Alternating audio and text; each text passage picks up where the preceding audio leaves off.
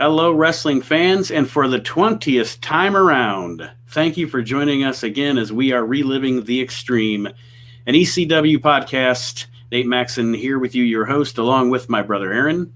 Hello. And Mr. Chad Austin. Hey, from Jabronis. Welcome to the show, everybody. We're glad to have you. This week, we are discussing the episode of ECW from August 31st, 1993, as we roll toward Ultra Clash and lots of changes coming in ECW as the next month or so goes on that I'm going to be excited to see. I believe so. I think there was even some hints dropped during this show about some changes coming up. But this week, the main event of the show for us to look forward to was Tito Santana and Stan Hansen against Don Morocco and Shane Douglas. So there's where that's headed. But, gentlemen, what's going on out there this week? Anything special? Anything fun? Well, I mean, I want to get a little deeper into what you thought that what kind of changes are going to be happening. Yeah, I mean, they were pretty subtle. Yes, I totally agree. But how about the gift? I mean, come on, Eddie Gilbert. Seriously, Eddie Gilbert. He couldn't. What he gave the guy a beer one day, a Bud Light one day. Then all of a sudden he comes back and he gives the guy a screwdriver, a literal screwdriver. Yeah, and then he makes. Well, I don't even know if he made it up because maybe Jay Sully needed a screwdriver. But then he comes back with a bottle of Crown Royal. That's not cheap. And Jay was very happy to see that Crown Royal. Did you notice that? Well, I wrote about this opening segment with Jay. Well, actually, the first thing was the Hansen promo on the Ultra Clash, and I actually dug this promo because it was pretty much I'm showing up for a fight because he's like, I don't care about Ultra Clash. Terry Funk's going to call me the day before, and then I'm going to show up in Philadelphia and kick somebody's ass. Pretty much. Isn't that and I what really a dug promo this is promo. supposed to be? Yes, absolutely. And it was Stan Hansen all the way. I love that promo. Yeah, I totally agree. Aaron, I mean, I get it's got to be unanimous. Yeah. It was a good way to kick off the show and a different way to kick off. It was, at least it wasn't recapping what happened last week and showing you the entire match of the main event. You know, it was right. Fresh. Yeah, you know what? I heard a podcast today and they were doing something, recapping a show, Clash or something. And they were talking about Stan Hansen with the tobacco spit, and they didn't like that character. I didn't like it either, but I mean that Stan Hansen in ECW was great because he literally looked like he was getting paid by the hour. Like, I'm only here just to do this. He didn't look like somebody who was looking to like draw money or come around and stick around. He was like, I'm here for a weekend, people. And I'm here to kick somebody's ass and get my check and go. And go back to Japan, brother. Whatever you want me to do, I'll do. But this is what I'm doing. I'm getting paid to fuck. Yeah, I mean, I wish Stan Hansen would have stuck around, but logistically and economically, that was never going to happen. Mm-hmm. Japan was always going to kill ECW with the finances, right?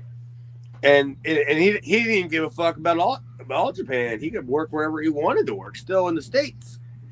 Yeah. And the opening segment here was Sully in the studio and Eddie Gilbert with him.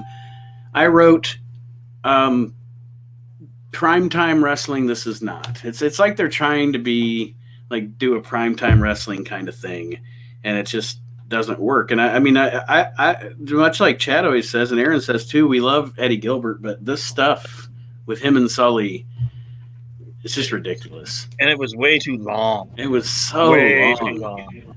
It was like 11 and a half minutes. It was 11 and a half minutes long. It probably all boils down to they just didn't have enough decent footage. Mm-hmm. And that ultimately falls back on Eddie. Right. Do you know how easy it would have been to have shot, do the videos or, like do vignettes or just anything, but it had to be him and Jay Sully in the studio. Like, that's the time that you're filling on your goddamn show. And that's what I actually have here. We're building toward Ultra Clash. It's like 2.5 weeks away or whatever. And they spend 11 and a half minutes on this and nobody cutting promos on the Ultra Clash show other than Hansen. You have it's just a total kibosh here on hyping your show that's coming up. Aaron, you want to go first? Well, Eddie has his Beavis and Butthead shirt that he's super excited about, and Of course. says they're Beavis and Butthead, and Sully says, "Well, if we're Beavis and Butthead, I'm definitely Beavis." Yeah. I don't know why he wants to be Beavis. And then he gives him a bag of a bottle of Crown Royal, and Jay Sully wants is the bag. super fucking happy. Yeah, he wants the bag. The bag still. And he's very excited about the Crown Royal. Yeah, he looks at it like it's a pork chop. It's just like, Well, I mean, dude, a bottle of Crown Royal for Eddie, how much does the screwdriver cost? A couple bucks? How much does the Bud Light cost? $3? That bottle of Crown Royal is like $20. Mm-hmm. That was a big get for Jay Sully. So he's hitting the soft spot, or that was like the beginning of your severance pay. That's what I was about to say. That was Sully's last payoff. Yeah, there you go, bro. He already insulted his wife on the show by saying he got a birthday card from her. Yeah, he says that. And later on, she's included in his harem as well. Yeah, and he also Sully says he wants the bag, and Eddie's like, "Well, you already married one." Poor Jay Sully. I mean, do you need a new jack to tell you your job is really almost over? And then Gilbert just. I was just gonna say, and then Gilbert just goes into like a random shoot on Jerry Lawler. Yeah. Oh yeah. I told Jess that. I said we always go back to one of the things she remembers is the Asuka against, I think it was Ember Moon at like either a pay-per-view or a takeover, where Asuka always says, "She even work here?" and Jess heard that and she pops for it. So when Eddie Gilbert said the promo about Jerry Lawler, I looked at Jess and I went, "He don't work here. He don't work here." and she got it. Like, why is Eddie talking about him? Yeah. On and on and on about Lawler and the WWF and blah blah blah. And he talks about the people in Memphis. They're paying homage to Eddie as they're actually paying homage to Elvis. But wait, was there any chance there was a rumor of Lawler coming in then, like any sort of like deal? I don't think so. No. We all know how close Eddie was with Jerry. Mm-hmm. And I mean, I would guess either, I don't know, somehow Jerry could have gotten involved. You know what I mean? But yeah, I was also going to say, I think that around this time is when Lawler was working his program with Brett in the WWF. So I don't know if Eddie was just name dropping, for. I don't know. I don't know of anything of Lawler ever. Yeah, but Lawler never missed the Monday night at the Coliseum. Right. I don't know how he worked Bret Hart on Monday night. He was too busy working in front of like 2,500 people in a 12,000 seat arena at the Mid-South Coliseum. What the hell? But you know what I mean? Like, yeah. Like, could there have been something there? And it's possible. I never heard anything. I never heard anything about Lawler associated with ECW until the '97 stuff, with the crossover with Raw and. Oh, that's the only reason why I asked, because if I would have had an answer to the question, I would have never asked it. But right. But I was just like, maybe I'd never heard anybody ever ask that. Was there an opportunity for Lawler to buy in? Was there, or Jarrett to buy in? Well, it would have been beyond the realm of possibility that Lawler would make a shot. I mean, if Funk's making shots here and Hanson, they're using older guys to, well, we hope to bring up the younger guys. We haven't necessarily seen that to be the case, but yeah, I mean, you never know. I mean, I guess we'll never know. It's not like we're ever going to get Paulie on this show to answer that question, but yeah. Up next, we got Sandman and Sal Balomo are going to be going up against the Koloffs in the ECW Championship Tournament. Well, do we have to do a commercial break? So when we come back, Aaron's gonna like to take the promo? I mean, do you want Aaron. to play the promo first and then like take like a 10-second break and then have him come back and do it? Yeah, I might have to work that in there. I got it right in front of me. Aaron transcribed for us a Balomo promo. One of our favorite segments of the show, which I think is on its way out, but this will be a grand finale for Mr. Balomo here. Aaron, you think this is it? I don't know. Well, I guess they advanced in the tournament. I think it's soon, though. Oh, yeah, it's probably soon. You guys ready for this? Well, hang on. I just want to tell you that I wrote something down that I thought that I transcribed through the promo. So if you say it the way I said it, then you're doing a good job. Because this is, after you're done, I'll tell you what I heard. If you're okay. If you're All wrong. right, here we go. This is the Sal promo. I'll tell you one thing, my friend. If you don't like this country, get out of here. I came here this country. I still in this country. This here the flag I will fight for because this people, this country, and there is kids in this country. And this man here give me everything behind to go for, to fight for what? A flag of all the world will look for it. This American flag, I've the one thing to say. I'm fighting for two flags, one for Italy and one for America. This flag, it prove it. No like it, get out of here.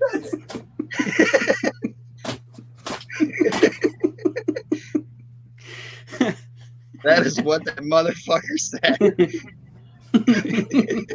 What gibberish? And the whole time, Sandman is just standing next to him, laughing his ass off. Aaron, you're my hero because all I wrote down is all of a sudden Sal's a patriot. That's all I had. Dude, it took me longer to transcribe it than it did to watch the fucking show. I think I think I wrote down more notes on that promo than I did on the rest of the show because I didn't take my time to go back and transcribe it. But I wrote a couple of phrases that you nailed them. I was like taking my finger and like reading them. I was like, how the fuck? What the fuck? Just everything to fight for, and it's just like, oh my god, tremendous job! I can't believe you pulled that off. That's incredible. God, oh jeez, a whiz! I give a salute to you, Aaron. A salute. Oh, fuck it, that's tremendous. I continue to pop for that. That's funny. That's fucking hilarious. Because even still after you read it, I don't even know what he said. It still didn't make any sense. Yeah. And then the Koloffs cut a promo, which is your standard Ivan Koloff promo. You know, nothing wrong with it. Not anything to write home about. Ivan's been cutting the same promo since the Crockett days. But then the match happens. And I don't have a lot of notes on the match. I have 2 notes, and that's it. Koloff? Yeah. Sully, yeah. Oh, no. Sully said, go ahead. I'm sorry. I was just going to say one of the calls that Sully says is that he is dazzled by the athletics of the wild man Sal Balomo. Dazzled. And of course, Heyman has to reduce to him as, or Heyman has to refer to him as Baba Ganoush, or whatever he calls him. Baba Galooch. Baba Galooch. No, I think it's Botcha Galooch. More like it.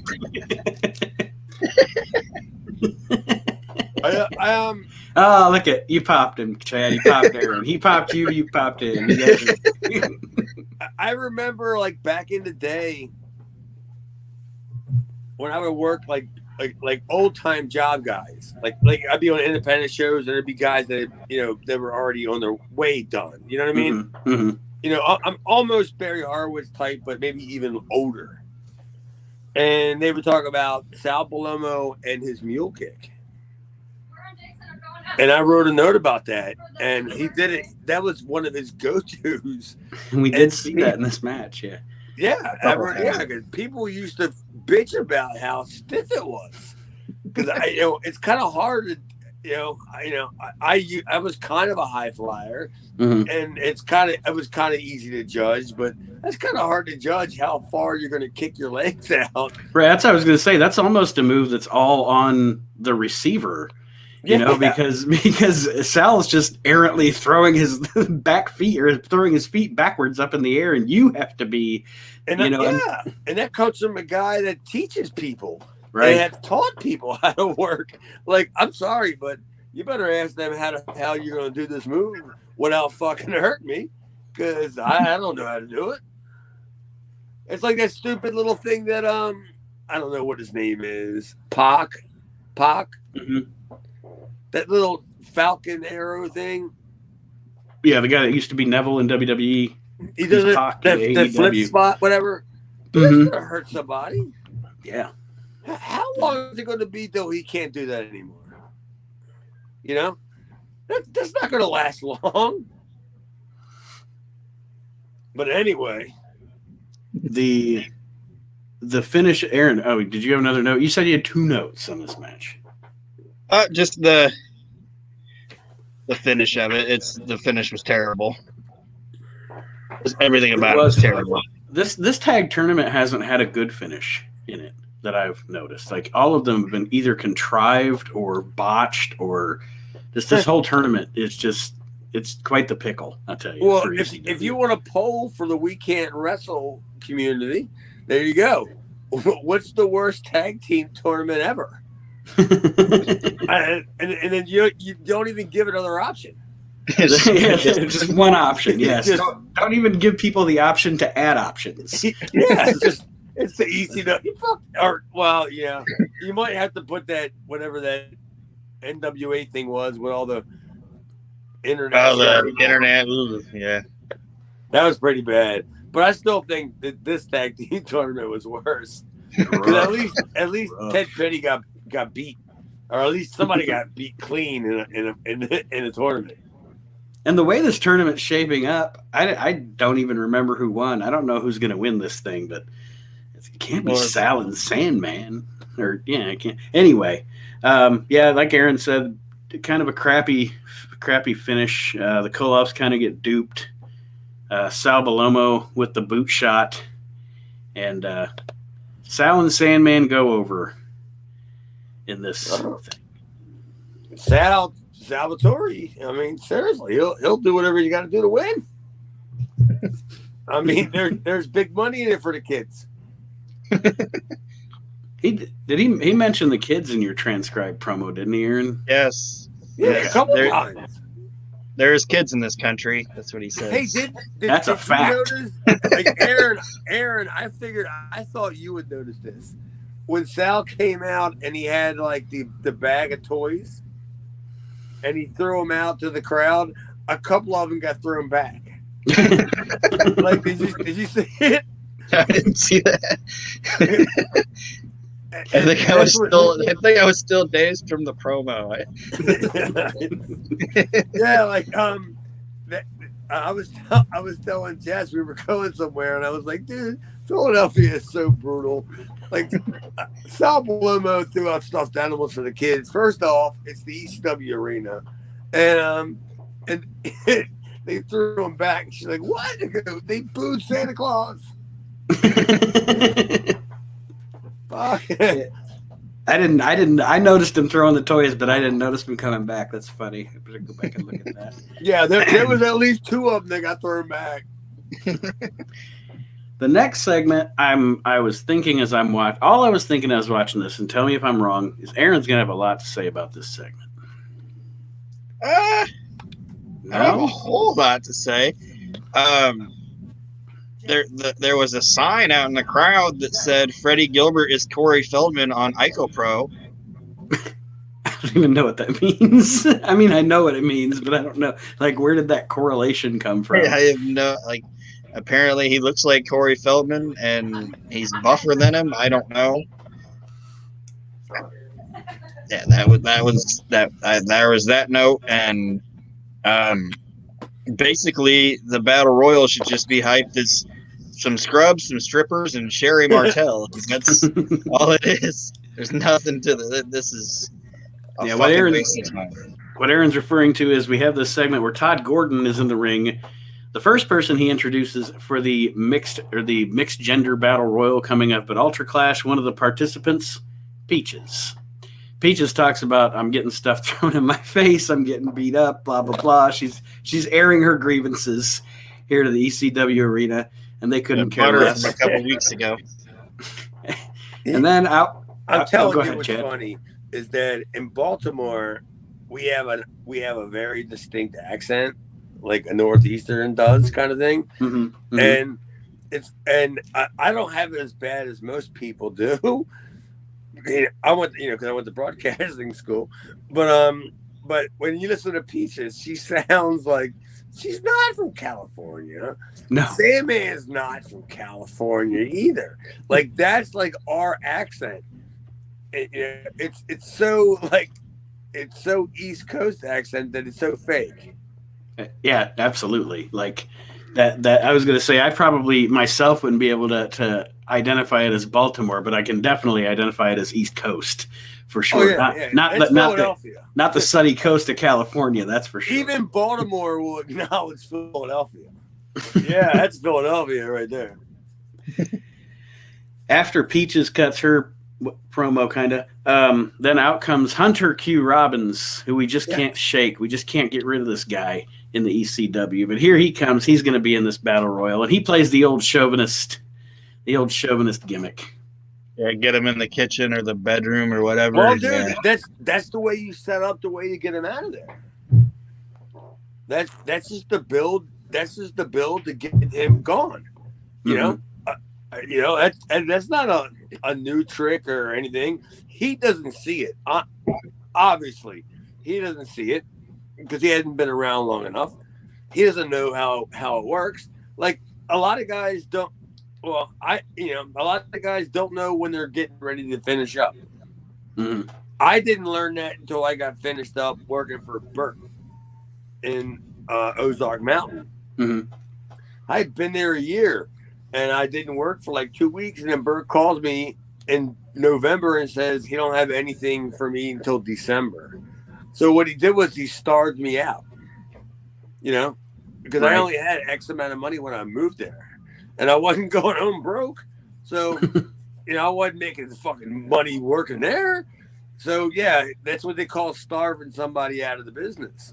And if you just keep embarrassing the guy, like Hunter Q, having him do, crappy stuff. Well, now that the message. Now that you're saying that, I see it now. What you're saying, I can see.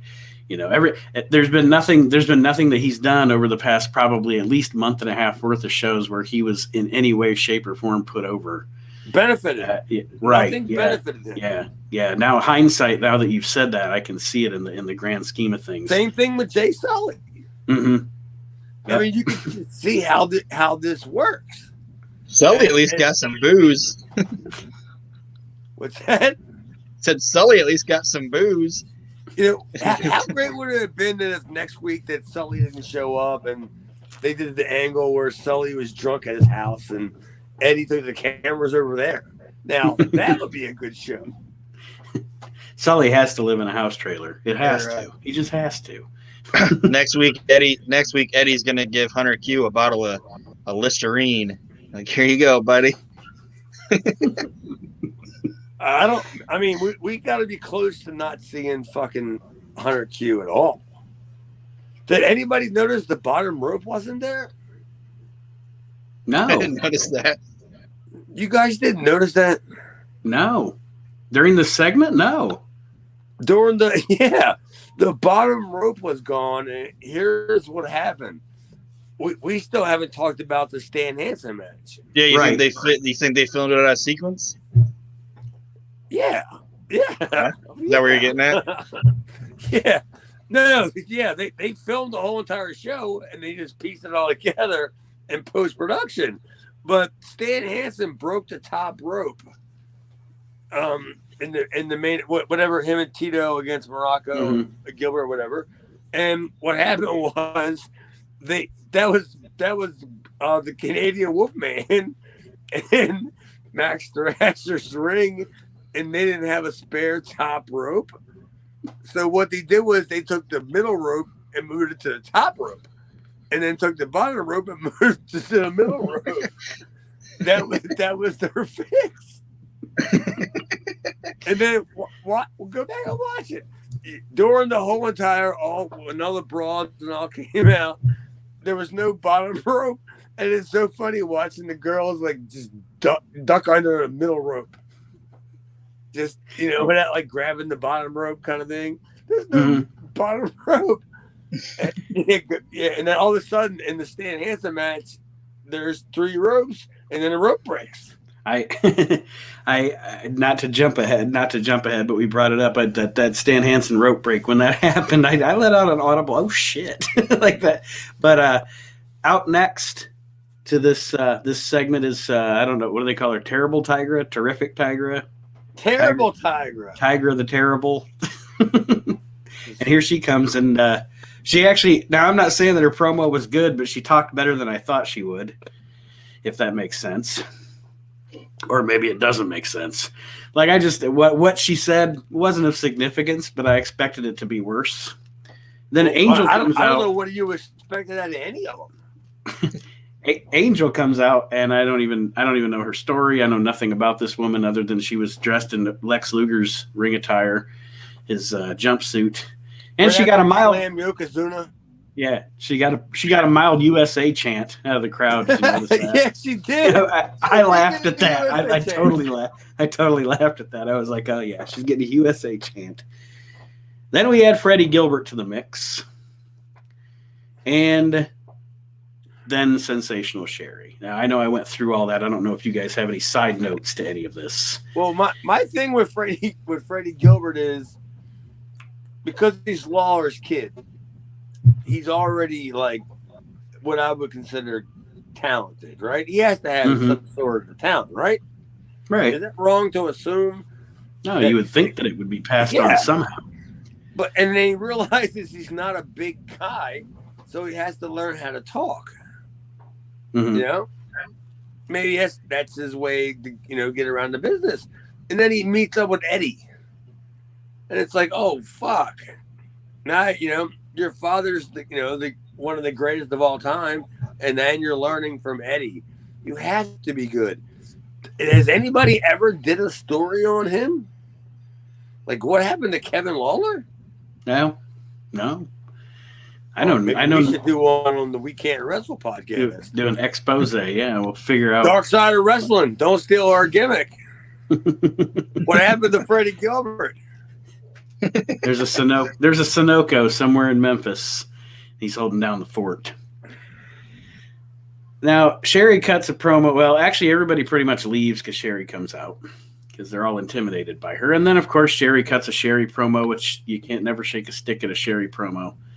I love Sensational Sherry. Dude, I couldn't say any more about Sherry. Like, we brought her in. I can say this because I've seen the books. And I think I picked her up a couple times, that we brought her in just to bring her in to hang out. Like it was like she would do something on the show, of course. Nothing. But we brought her in because someone was like, hey, has anybody seen Sherry in a while? No. Well, let's bring her in. Yeah. And why not? I mean, even if, like you said, even if she's not going to do anything, she's going to do something, and it's going to be good. I don't know if I ever saw anything Sherry ever did that I didn't like. Just what a performer. And she was drunk doing it. That's the fucking best part of it. She was drunk during all of it. I love it when she's doing her Hall of Fame speech and she's talking shit about Bischoff. And then they show Bischoff in the crowd and she goes, oh, damn, I thought you were gone. It gets me every time. Yeah, Sherry was bad. There's nobody going to say anything bad about Sherry. And then after Sherry cuts her promo, Freddie Gilbert comes out with flowers trying to put the moves on Sensational Sherry. And then we find out apparently Freddie Gilbert has... He's pumping. He's pumping Angel. He's apparently he's got a sordid affair going on with this all-American Angel we got the here. busty Angel. He's putting it. Kevin Lawler's putting it to her. That's what her thing said, isn't it? The busty Angel. The busty Angel. At this point, is Gilbert embarrassed at all about what's being presented on his TV? I mean, do you think like after I guess he scribbled it down, right? He would have had to like wrote it down somewhere. There's no way he's Dutch Mantel. He must have scribbled it down somewhere and said, "I think this is going to be a good show." But then I don't think he even knew the players that were involved. Yeah. To pull this off. I have this great thing for people to do, but I don't have the people that can pull it off. It's like a community theater doing Shakespeare. Yeah. So can you imagine Eddie Gilbert leaving Puerto Rico to come to work for Todd Gordon for less money, but he's in the States and he's safe and he's booking this territory, but this is what he has to work with. You know? Yeah. Like what do you do? How does he have to go to like, you know, I don't know how they do that nonsense where you got to meet the guy every Monday and talk about money or whatever and be like, you know, what are we doing? And he's got to explain like, well, we need money to do this. You just can't just call Tito Santana. Don't work that way. I got a great angle that we could do if we could get our hands on such and such. Well, we've got the Super Destroyers. Can we do it with them? Yeah. And I heard that Alpha and Sika live like 40 miles up the road. Can we get them? Like I said, we've got the Super Destroyers. The Super Destroyers. Speaking of the Super Destroyers, they're in our next match in this tag team tournament. It's the Super Destroyers against the Dark Patriot and Eddie Gilbert, Shane Douglas at ringside. And it's interrupted. The match is interrupted by your brother. By a segment with Jay Sully and Eddie in the studio, and here comes Mr. Gillum bringing them some Dunkin' Donuts. And plugging Eddie's shirt. And plugging Eddie's shirt, yes. And I love Sully. Oh, it's a ruse. It's another ruse. Like, it's the same guy, Sully, you fucking moron. Of course it's a ruse. He's like, I'm appalled, but he's still taking...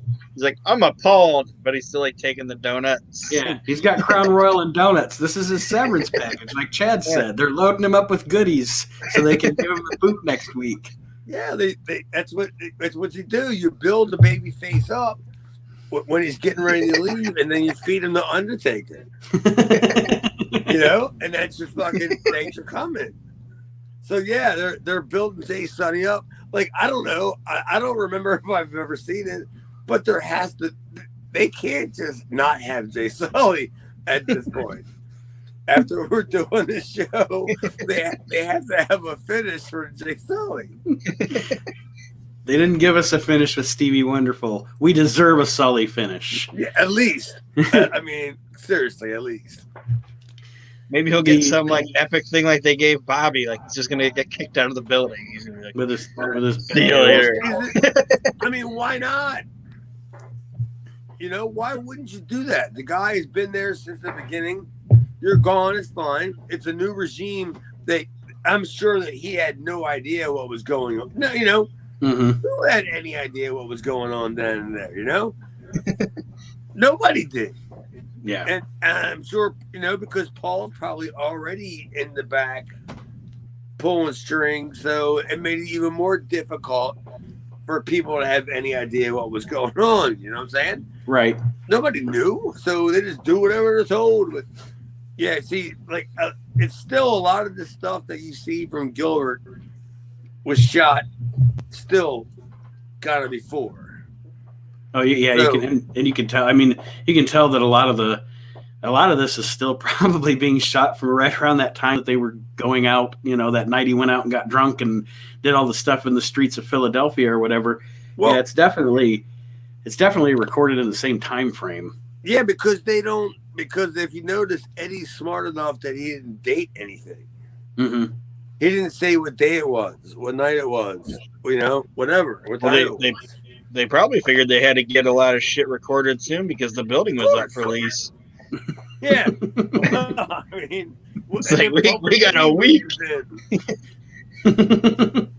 We got a week, and then Comcast is taking the building. So yeah, we gotta move on here.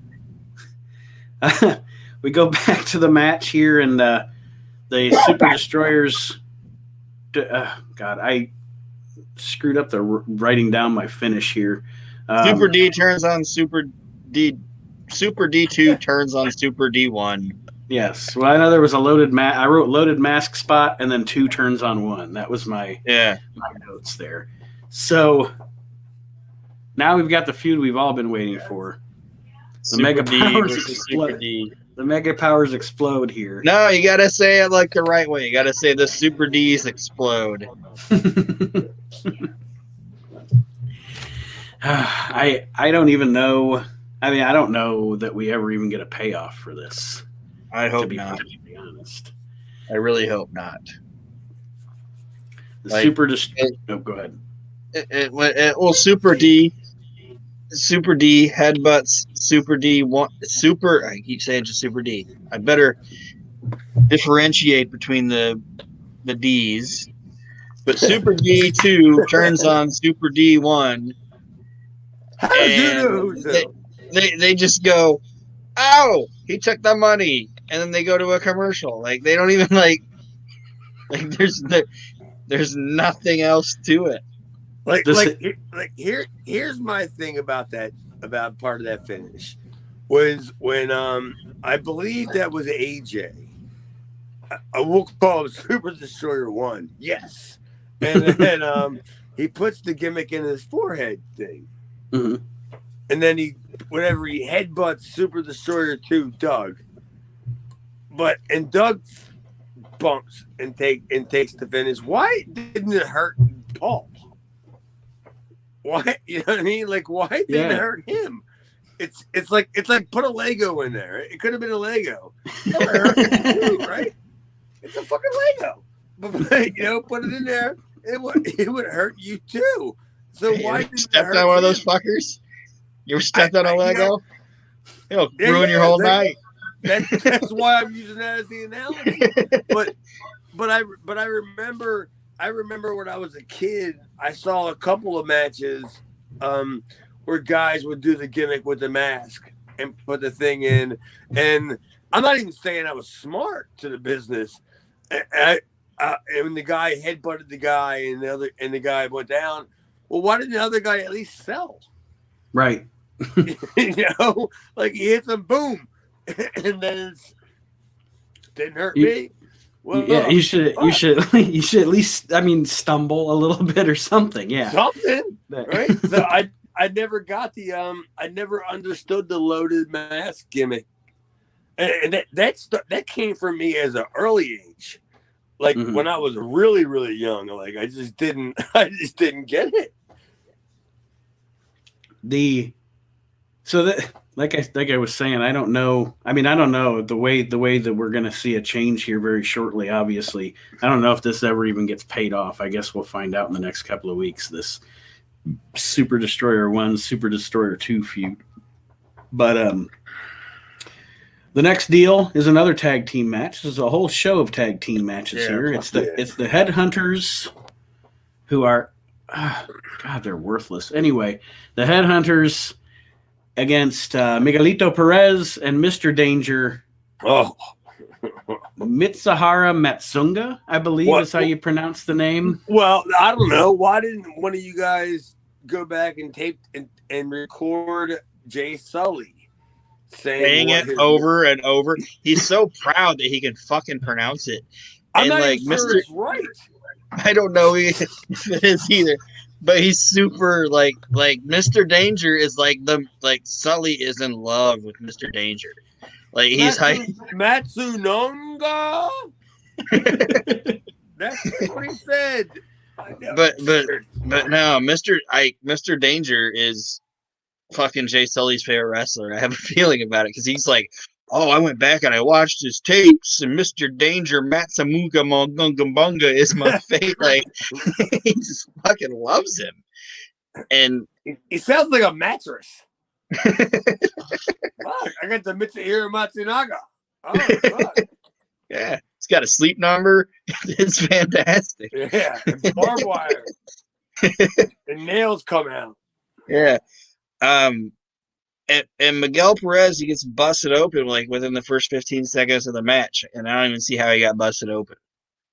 Yeah, dude, dude, the spot where he got busted. Yeah, that was terrible camera work because I don't think. I mean, let's be honest.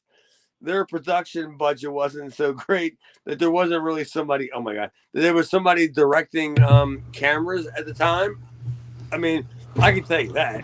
I mean, you can just see from looking around the ring. Yeah, there wasn't a lot of camera guys. Yeah, there just wasn't somebody directing it, and them guys. There was a language barrier.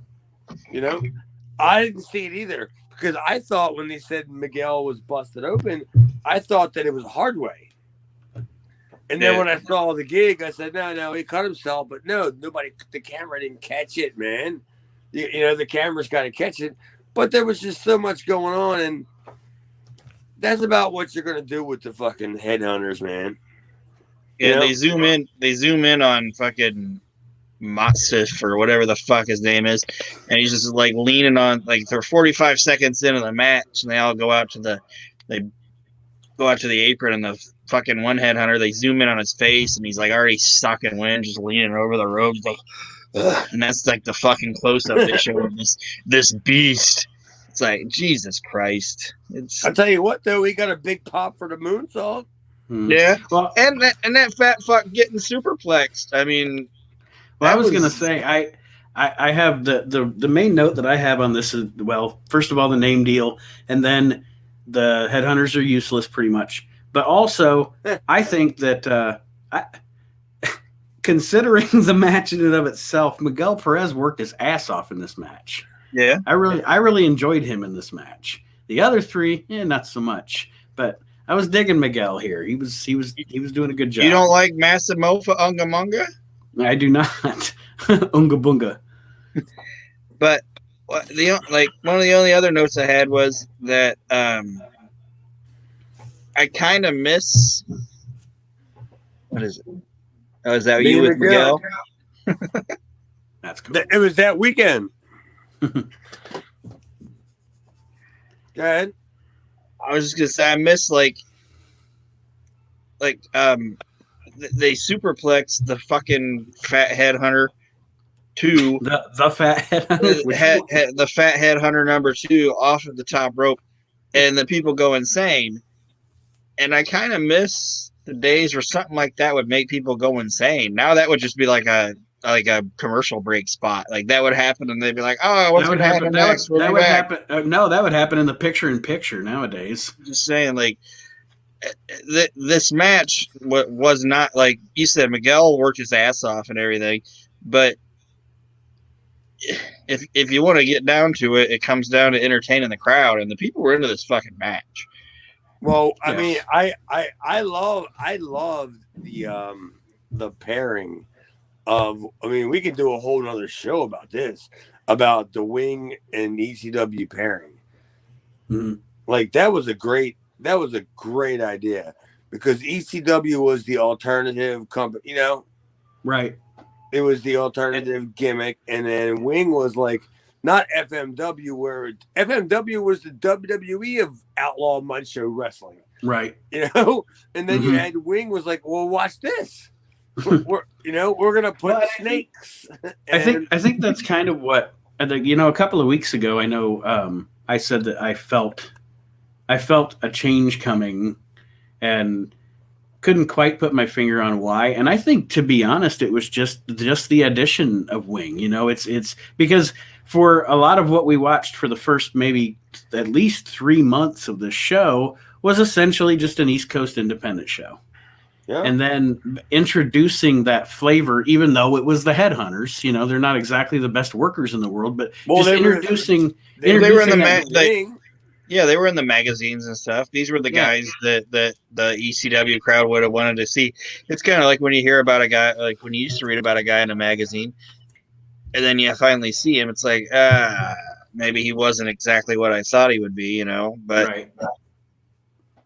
Yeah, I thought it was great because based on the ECW fan base, they were all bloodthirsty guys, and Wing was hot. And I don't know, just give me a number. 88% of the people in the building were like tape traders and knew, were smart. So they knew about Wing. Right. Wing was the the FMW WWE kind of thing. And they were just doing such ridiculous. It was. I have all their stuff. And it is ridiculous because none of them ever paid off. Did you see all their matches? I have a couple of those DVD. I have a couple of the Wing things. I have a couple of the Wing DVDs that they had put out, and a couple of the FMW DVDs that they'd put out. None of them shows ever paid off. No, not at all. And, it was a gruesome spectacle. But other than that, I thought the bed of nails was going to be a hard one to pull off. But apparently there's a Las Vegas trick to it. And I didn't know that because, I can pretty much... What's that? I think I know what the trick is, but go ahead. Oh, yeah. Well, I thought as a worker, how you learn how to take bumps and how certain bumps are supposed to be taken, that I could figure out how to pull that off. Because you do them on the ground, outside the ring, you know what I mean? Like outside the ring and on other stuff. And I figure I could pull that off. But I'm like, how do you do it on nails? And then I found out that, it's a trick to it. I mean, Aaron, you said you know the trick. You tell me. Well, didn't they say if you put like all the nails like as close to as possible together or something like that, it doesn't puncture as much or something like that? That's not what I heard. No. Okay. I mean, I just heard, and believe me, I'm not saying you're wrong. I'm not saying I'm right. I'm just saying, what I heard was you put all your body weight like flat on the bed. I mean, somebody might, listen to this and, believe me, if somebody's listening to this and it's going to explain to me how you do this, I'm not sure I want them to be listening to this. That's some fucking outlaw macho shit. But you know what I mean? Like, yeah. It has to be a weight displacement thing somehow. Exactly. Well, I mean, just, and it is funny how that kind of stuff works. Okay, off topic, has nothing to do with wrestling, but I, working retail, the unloading trucks, and then the forklift, okay? So there was a time that my receiving manager, we were unloading a truck, she backed the forklift up, and I, being I don't know, at the time, a moron, I turned around, and that forklift, I shit you not, ran over my right foot. She stopped the forklift. I looked like I was going to shit myself. She looked at me. I looked at her. That thing did not hurt my foot. It didn't. And it had to that's all I can think of is it was just the way the weight of the tire and the weight of the forklift were displaced upon my foot or something. My foot wasn't hurt. My foot wasn't bruised. It felt like a bicycle tire ran over my foot. But anyway, and that's got to be the trick. It's got to be some kind of weight. You're not a worker. If you were a worker, you would have sold that shit. You would have grabbed that foot. You would have rolled around. You would have sold it. Yeah, you'd own Big Lots right now. Workman's comp. Yeah, you would have been selling that shit. Like today, I had to do another podcast for a buddy of mine. His name is Ray Chance, and this is the Happy Hour podcast. I'm sorry for the cheap plug, but the guy one of the guys on the show got rear-ended when he was going to the liquor store, and he's like, the guy hit me. And I'm like, you didn't sell? He's going to a liquor store, so it wasn't a big deal, Right. So I was like, fall out of the car. What get some color, man. Like, what are you doing? Yeah, dude, I'll sell for anything. And then Now we move on to our main event here. Go. Sorry, Aaron. I'm just saying I'm not a Headhunters fan, but I didn't hate this segment. I enjoyed this. I thought Miguel Perez and Muskrat Unga Bunga did a good job. It's Matsunongu. Mr. Danger. Yeah, I love it. I thought it was great. I mean, it's exactly what I think people at that time in that area they needed to see.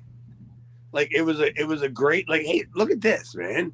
You know, like maybe it was. I mean, interrupt. Maybe do you think maybe this was Paulie like testing the water? Like, hey, let's put this out here, not make it the focal point, but let's see how the people react to it. No, I think it was Eddie's last resort. Oh, I think. I mean, this is completely my opinion. Let me get that straight. I think Todd was telling Eddie that he was running out of money, and because of Eddie's IWA commitment, that he tried to get Victor to try to, get in. Yeah. That's what I think, and I don't know anything else besides, I don't know if Todd liked it, didn't like it, I don't know, but yeah, that's what I think. I think the money was running out, at least for Eddie. Yeah, this stuff is definitely, and that's why I said this is where I see, especially the past couple of weeks, the changes that I was kind of alluding to.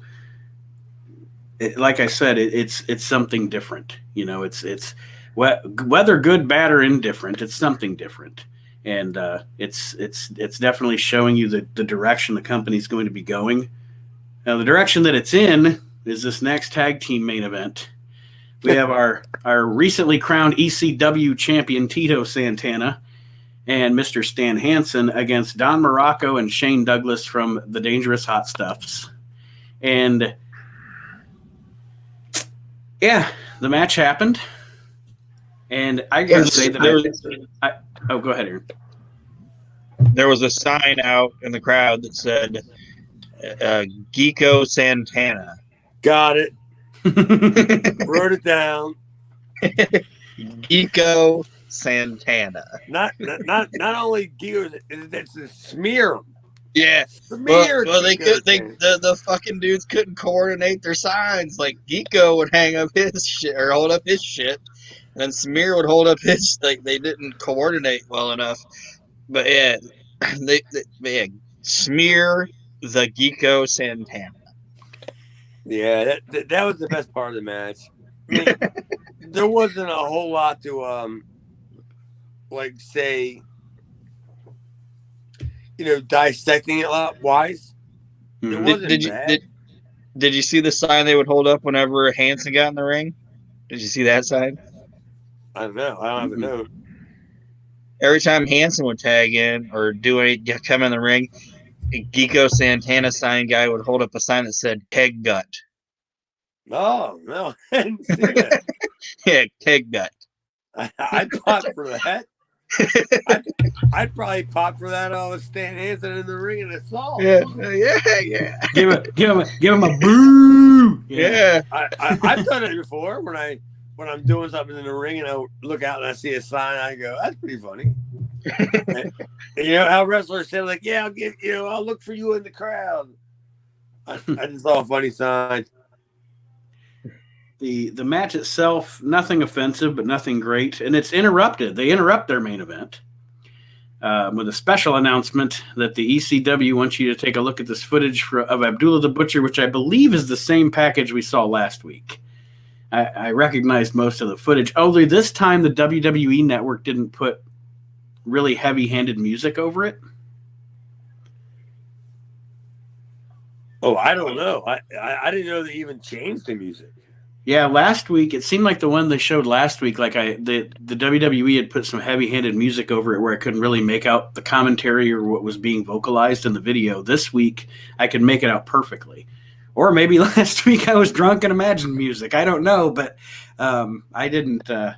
This week it seemed more. There was more clarity to the video, but they still bothered to interrupt their main event with this, which they're trying to fit too much in one show. I don't know. They could have cut that opening segment by. Doesn't the minutes. fact that you're betting a whole lot of money on Abdullah the Butcher to show up at your show, your big show? Mm-hmm. Doesn't that just reek of I'm desperate? A little bit. I mean, if you don't know why, I'll tell you why. Oh, go ahead. Oh, because Abdullah the Butcher's famous for not showing up because he doesn't want to, or whatever happened. So why would you put Abdullah the Butcher's name on the marquee? One of your major stars to show up if you weren't. You know what I mean? Mm-hmm. Why would you do that? It's risk it all, I guess. Just that's the sign there's no money. Mm-hmm. That's the sign that there isn't any money to be made here because they're bringing in Abby. Fuck. Eddie's gonna like hot shot the territory with Abby.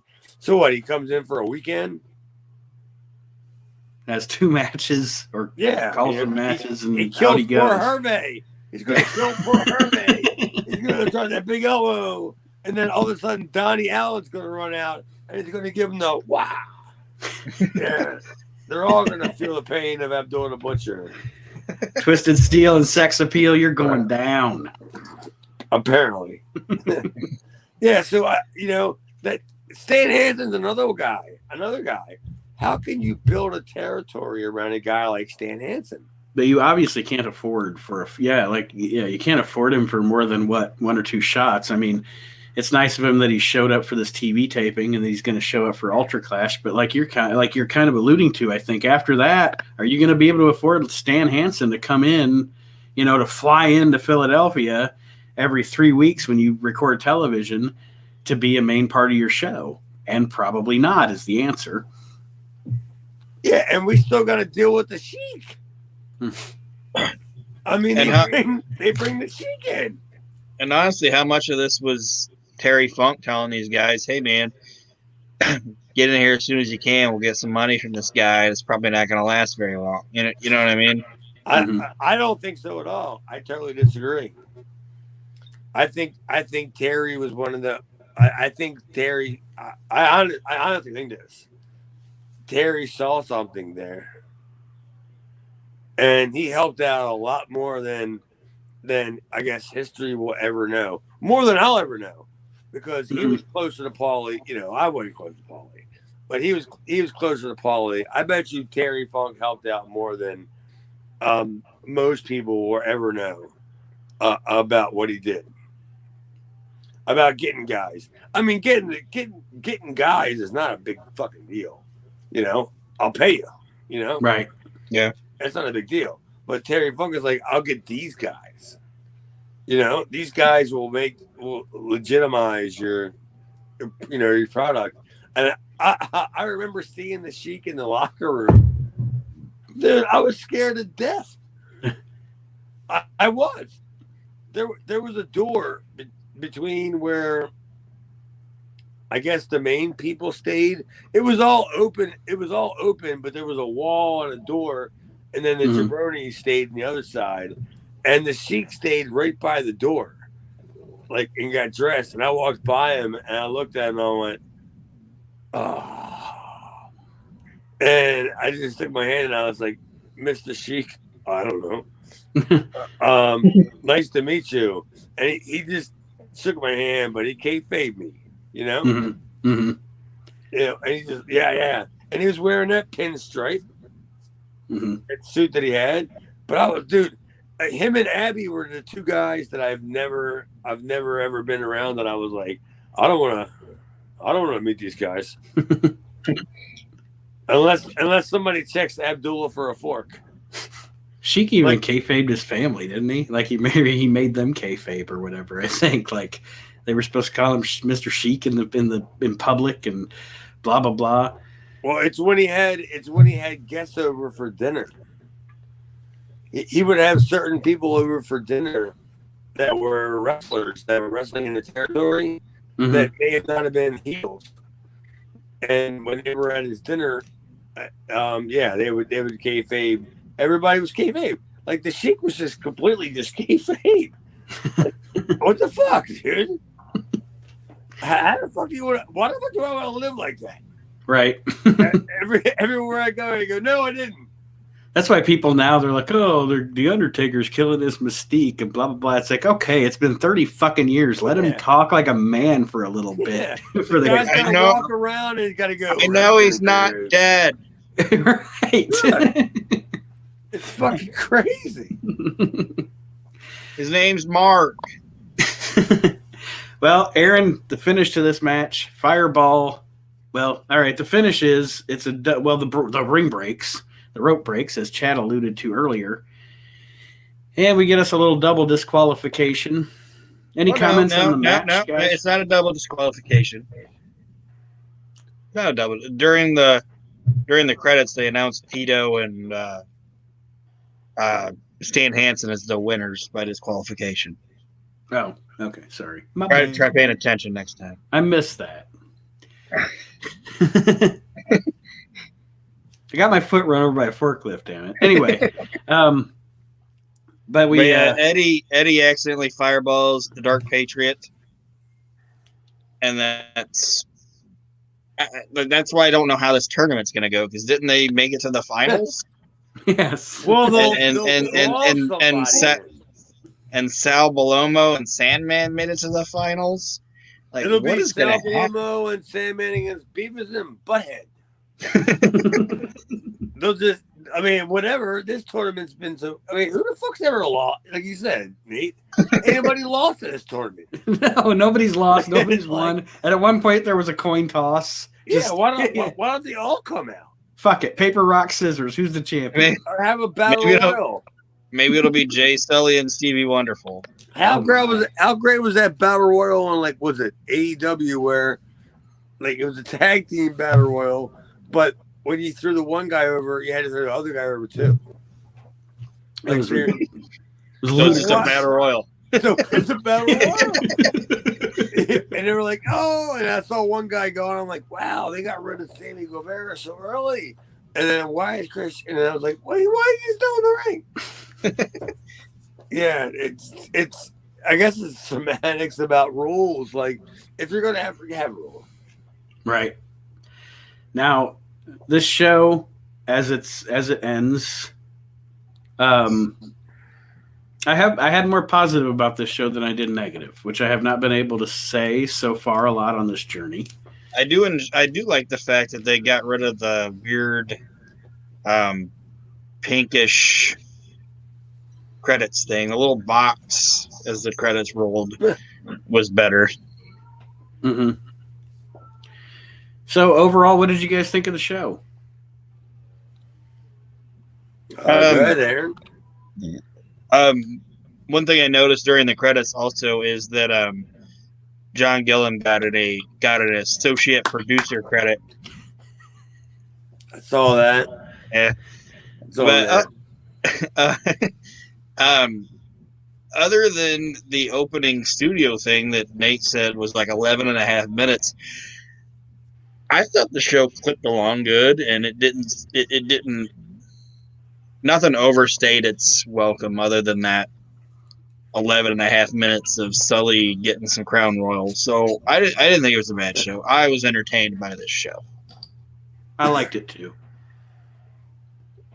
My turn? Yes, Yeah. sir. I'm not going to say that I enjoyed it, but I would say that I chuckled at it more than I have in the last, 3 months. At any other show. Less shaking of the head and more chuckling. Yeah, I mean, I don't have the word doozy at all written on this piece of paper. Like, I don't find the word doozy. And I'm reading everything, and I'm like, yeah, you know what? After everything that I saw, that wasn't kind of half bad. Not saying that it was good. Right. Yeah, we don't want to give him too much credit yet. Yeah, I just said it wasn't half bad.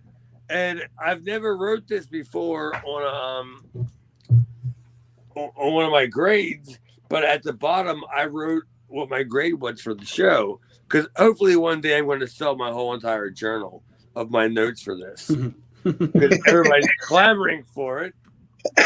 Much less everybody's clamoring for the Chad Austin Demeric cameo coming soon, mind you. And, I'll buy one. oh, please! It's going to be very very affordable, and you probably get a DVD too with it. I gave it a D minus. I actually gave it a grade. It was a D minus. That is improvement, folks. Mark that down. Episode 20 of Reliving the Extreme. Chad's finally got a legit grade for one of these shows. Yeah, and that's what the super Ds are now. They're a D minus.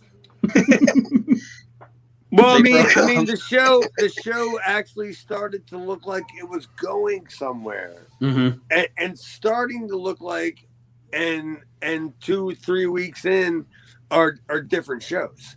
So starting to look like is good, because now you want to, oh man, now I can't wait to see, But go ahead. No, I was going to say, I hate to harp on it, but just think how I bet, and you could tell me I'm wrong, but I bet you could have given it a D plus had they not done 11 minutes at the beginning with Sully and Eddie, and like I said, thrown in some promos hyping Ultra Clash, hyping some of those matches.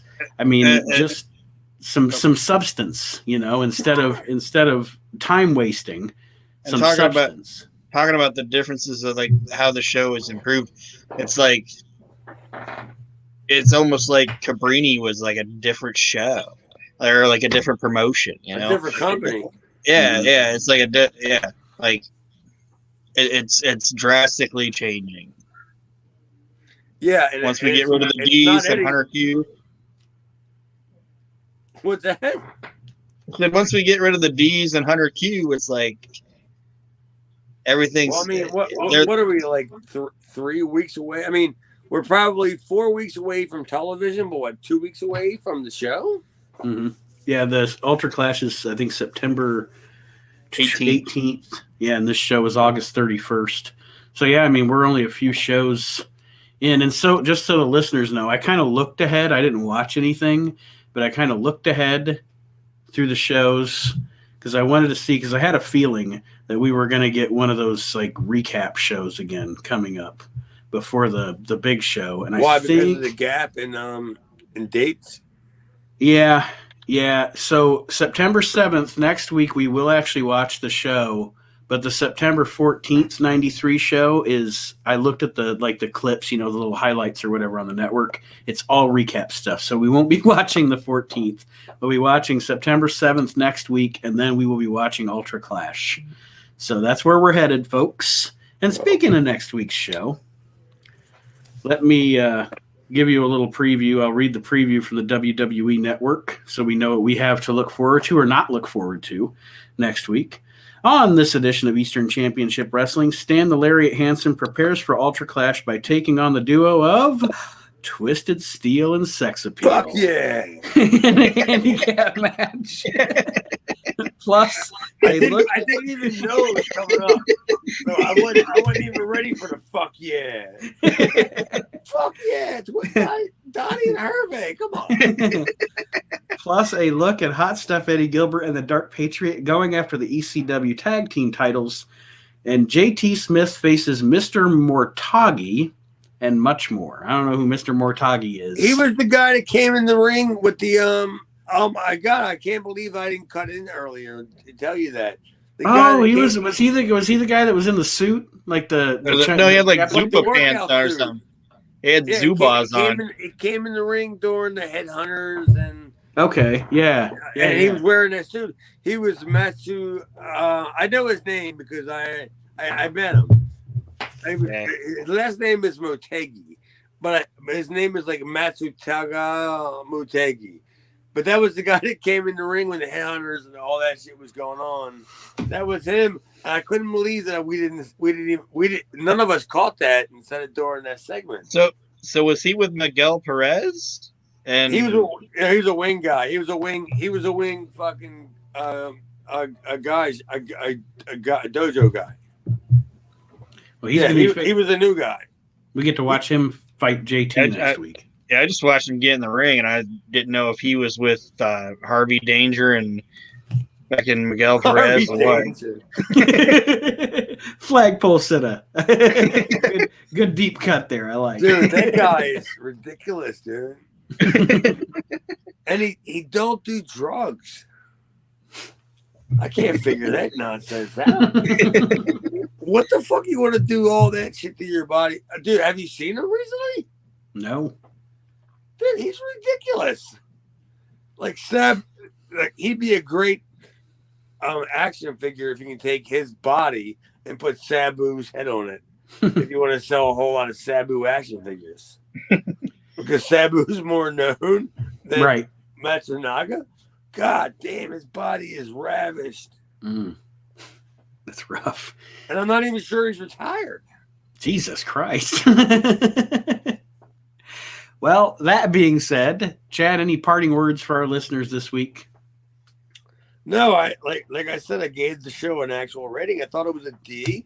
Like it was definitely a step in the right direction. I'm sure Aaron, they can agree with me. Mm-hmm. So yeah, I'm looking forward to what we have coming up. And anybody who wants to follow me, I'm on the Twitter as Chad Austin Demir. Follow me on Facebook as Chad Austin Demir. And I just want to give a shout out. I'm sorry, I don't mind. To my friend Ray Chance at his Happy Hour podcast. Mm-hmm. You can find it on Spotify and other platforms. Because of Chad letting me know about it, I actually listened to that show on Spotify. Have listened to a few episodes, and it's really good. I enjoy it. Aaron? I just want to say that the Facebook group has grown. We're at, I believe the last time I checked, 106 members, which is appreciated. And there are actually people posting and contributing things, which is nice to see. Yes. And it is something that I want to see you guys keep going with. And tomorrow is going to be the release of the ECW Best of the Best. Here comes the Busty Angel. And Busty Angel's coming out. The best of the best tournament brackets will be released tomorrow. So look forward to that, bitches. Well, and that is awesome. Aaron's tournaments that he does online are awesome. They're fun. We do some free giveaways also in the We Can't Wrestle podcast group as well. And I'll announce as we go off the air just this evening, we have it set up. You can follow us on Twitter. I will post that in the Facebook group for people to be able to follow. We are at Reliving Extreme on Twitter. And that being said, I want to thank everybody for joining us this week on Reliving the Extreme. We will see you next week. Thanks again, everybody. Have a great week.